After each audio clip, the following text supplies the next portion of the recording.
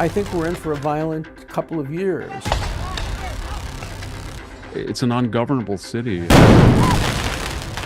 People are exercising a lot of their rights to take it to the streets and get their voices heard. Kids who are now shouting, globalize the Intifada. Free, free Palestine! Free, free Palestine! It is correct to resist in the face of genocide and colonialism. And I don't give a damn if it's coming from one particular side or the other. His crimes are the stuff of nightmares. He hit all the buttons of the left. They're glorifying him. They're making him into a hero. People said to themselves, if I shoot this guy, I'm going to be iconic.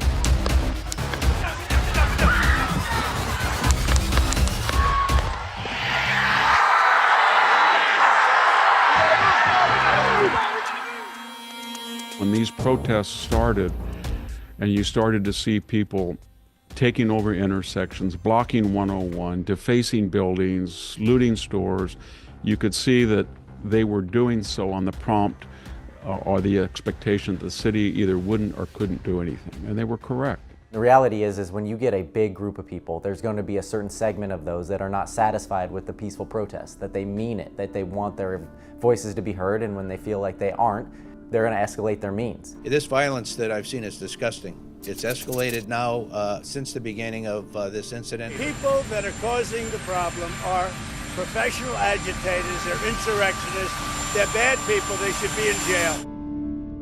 When you have 1 million people there who are here illegally and they know that there's no consequences to breaking the law and that immigration statutes don't exist, then you're going to get the logical culmination of that whole matrix is people are going to be waving the flag of the country that they don't want to go back to and burning and spitting on the flag of the country that they insist on staying upon. It's that kind of incoherent. The standoff over military troops being deployed in California continues. The state's governor, Gavin Newsom, has repeatedly rejected federal intervention to deal with protests. The police do policing. Military is for the battlefield. You can argue that sending in the federal troops exacerbates it. You can take the point of view that it prevents it. We just don't know for sure because riots are complex. We know that without federal troops, we saw what happened after the George Floyd killing. We saw how much violence occurred. And so if the federal troops had not been sent in, the violence might have gotten worse. California officials blame Trump's deployment of the Guard as the reason for the escalation. It's an escalation that didn't have to happen. Why were there raids? You know, we had been told that he was going to go after violent criminals. It wasn't a drug den, it was a Home Depot. And just that dynamic, that power dynamic of federal forces being used on civilians just creates an opportunity for a bigger clash than what originally started out as a protest. Presidents for eons have sent in not only federal troops, but they've nationalized state guards.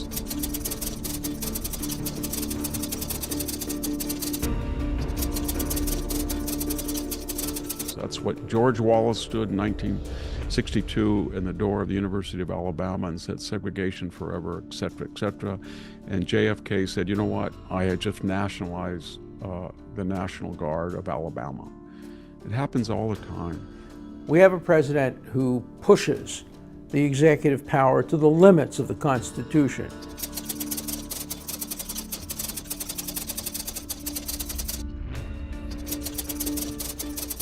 I don't personally believe he's exceeded those limits, but he's pushed them to the limits. He's not the first one to do it. Jefferson did it, Lincoln did it, Franklin Delano Roosevelt did it, and Donald Trump is doing it. If you want to really see something that said, take a look at what happened.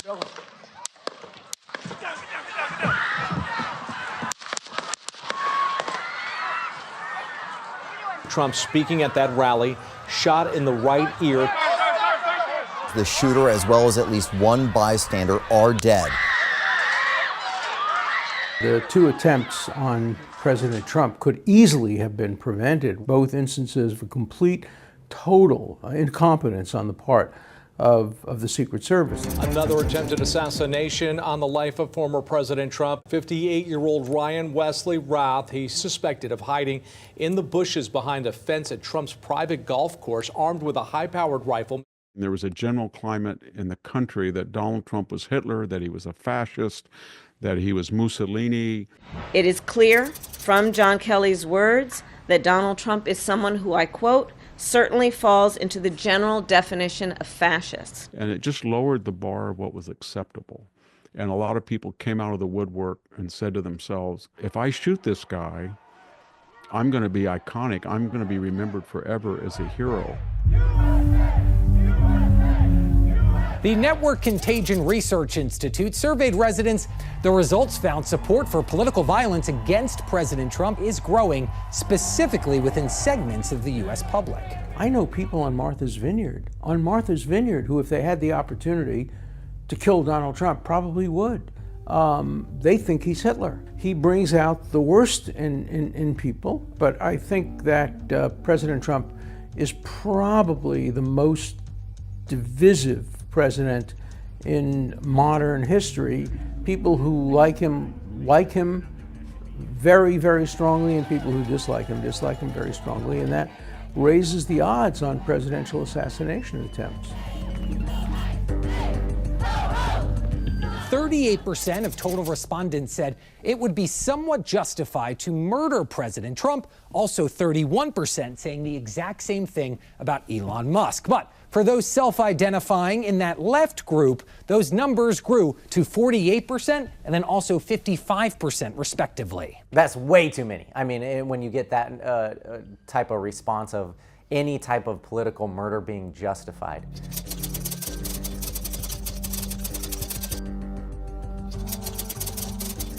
We've seen failed democracies fall subject to this type of rhetoric, and then you see their whole governments collapse because there's just no path forward. Once you get to that level, it's incredibly tough to come back from, if not impossible.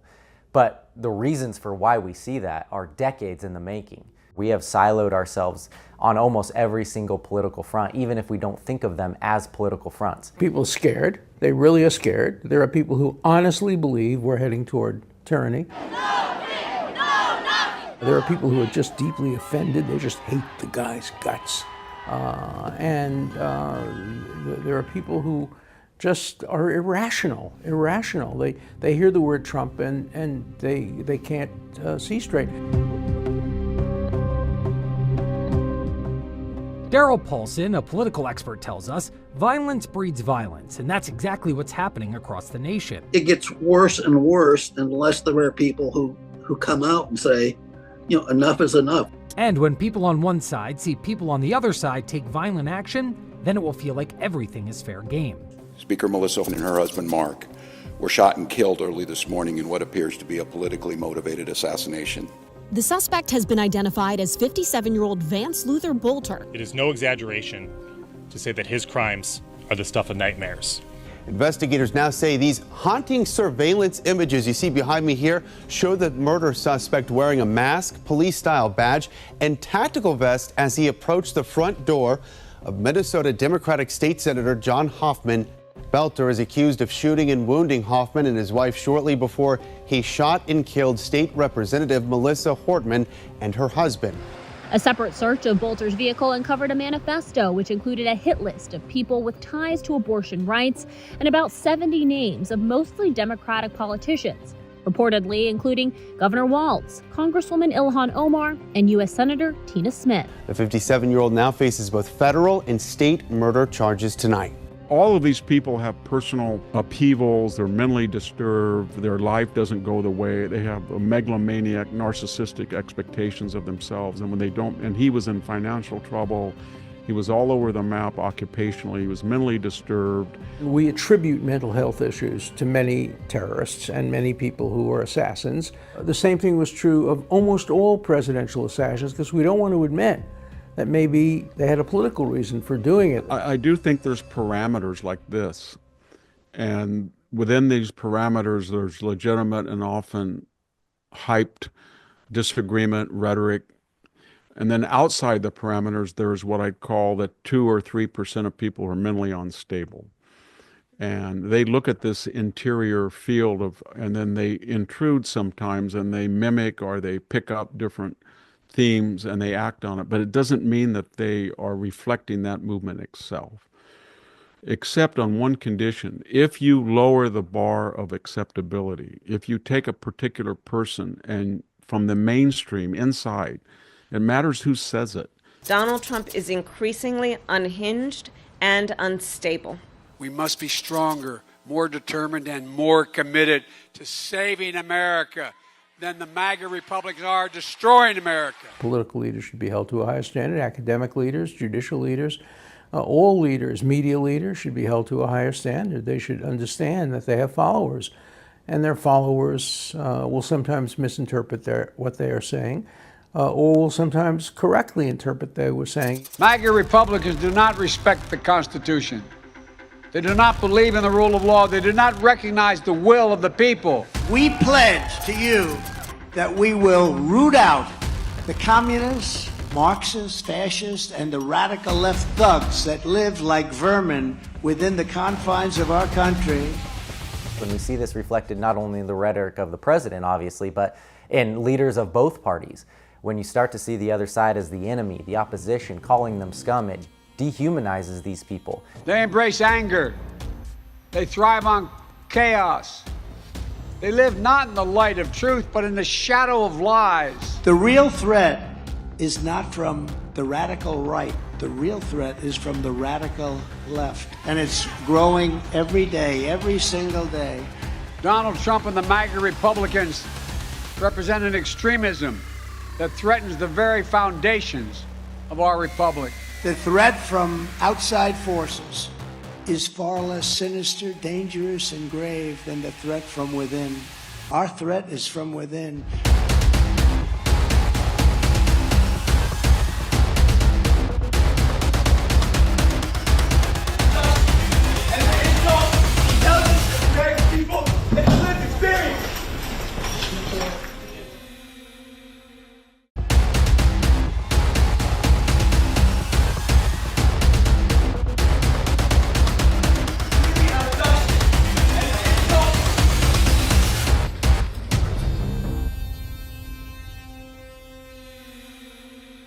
Luigi Mangione, the suspect in the fatal shooting of the United Healthcare CEO Brian Thompson, in police custody, charged with second-degree murder, along with a slew of other gun and forgery charges in Pennsylvania and New York. He hit all the buttons of the left. He was aristocratic and wealthy and tasteful and educated, and he was good-looking, and he mimicked or he claimed that he was a class warrior. He had a handwritten manifesto that criticized the U.S. healthcare industry, which he claimed prioritized profit. Look here, you see Mangione giving a farewell speech to classmates in 2016. He was the school's valedictorian. The Wall Street Journal reports Mangione turned out to be a high-achieving product of elite schools, an affluent Ivy Leaguer who harbored anti-capitalist leanings that may have played a role. A review of his Reading Digest suggested that at some point his ideas about activism had crossed into an interest in violence. The suspected United Healthcare CEO killer, Luigi Mangione, is cemented firmly in public conversation. Mangione has emerged in some circles as a sympathetic figure fighting the system. Even if it was a small segment of the population defending that, a small segment's too many. Taylor Lorenz had that interview and basically worshipped him. If you support assassination of innocent people, are you lacking a conscience, a soul, and a heart? Simple question, go.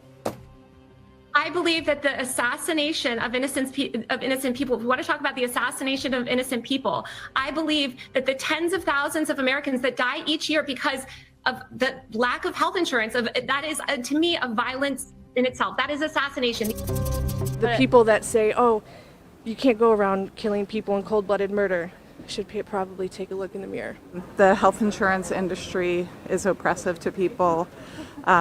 It is violent. We have to fight for our lives on a phone. Medical bill shouldn't be $450,000 a year. Now we're talking about, are we defending murder rather than the dysfunction of the healthcare system. And to me, those are two very, very different fights, and one doesn't have any political solution, where the others, you at least have to go through a legitimate process to get the changes you want, even if they're not on the timeline that you wish they were. Just a cold-blooded, horrible killing, and how people can like this guy is, that's a sickness, actually. Wanted posters for other CEOs popped up in New York City. Self-described socialist clothing company Comrade Workwear says they're going to make playing cards of other most wanted CEOs. Florida woman Brianna Boston may be the first copycat. She's been charged with allegedly calling a Blue Cross Blue Shield operator saying, "Delay, deny, depose. You people are next." There are going to be copycats of that because they're glorifying him. They're making him into a hero. There's T-shirts. The same thing is going to be done with the killers in Washington, D.C. and in Boulder and all over the world. Free Palestine! There was at least one party rolling around in flames. Last night, we experienced an attack not just on our family, but on the entire Commonwealth of Pennsylvania. What were you thinking on Sunday? Why did you do that? Our people have been put through too much by that monster. The attacker basically wasn't a fan of anybody. It's probably just a whack job.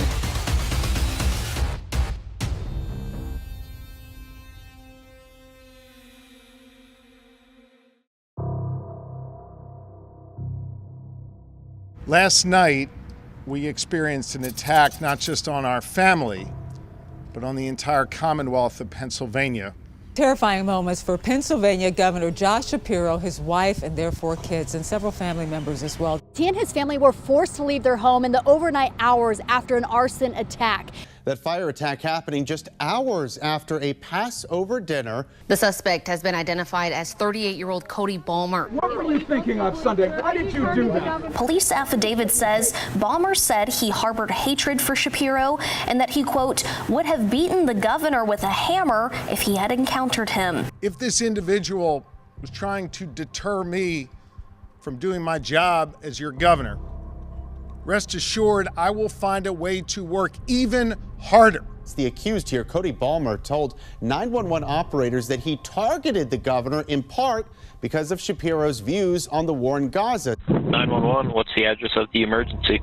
Governor Josh Shapiro needs to know that Cody Balmer will not take part in his plans for what he wants to do to the Palestinian people. He needs to leave my family alone. He needs to get his eyes off of my daughters. And he needs to stop having my friends killed. The attacker basically wasn't a fan of anybody. It's probably just a whack job. And certainly a thing like that cannot be allowed to happen. You just go on TikTok and it's like Der Stürmer, the Nazi journal. Everything terrible that you can think of about Jews is on there. And when you have a Jewish governor, you're going to see it exacerbated. Yet another attack targeting the Jewish community. 2 Israeli embassy staffers shot and killed last night outside the Capitol Jewish Museum. The suspect leaving little doubt to his motive, yelling this as police took him away in handcuffs. Free Palestine! This type of violence is not okay. What we're seeing is more violence now directed at Jews than since the Holocaust. At least 8 people set on fire. The suspect, 45-year-old Mohammed Solomon, who the government says was in the country illegally, now charged with a federal hate crime. Police say he used Molotov cocktails and a makeshift flamethrower and screamed, "Kill all Zionist people" in the process. It is clear that this is a targeted act of violence, and the FBI is investigating this as an act of terrorism. Focus all of your attention, not 99%, 110% of your attention on left-wing anti-Semitism. That's the problem the Jewish community faces in the future. There is no right wing on college campuses. There is no right wing among the elite. Free Palestine! Free Palestine! The kids who are now shouting, globalize the Intifada and Palestinians will be free of Jews from the river to the sea, are our future leaders. It was a week the University of Washington campus won't forget.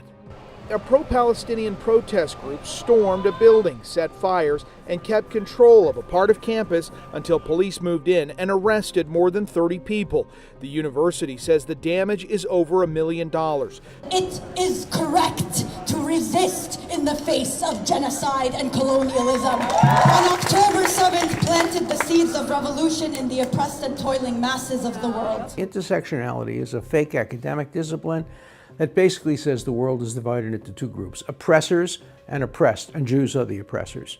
And when you learn that, when you have ethnic departments that become incubators for anti-Semitism, then you understand why we've seen such horrible increases in anti-Semitism. Due to the steadfast resistance of the brave fighters of Hamas and other resistance groups across the Arab world, we as all oppressed people should know that by now the violence is absolutely necessary. This kind of violence is becoming far too common in our society. And I don't give a damn if it's coming from one particular side or the other, directed at one particular party or another, or one particular person or another. It is not okay. And it has to stop. We have to be better than this.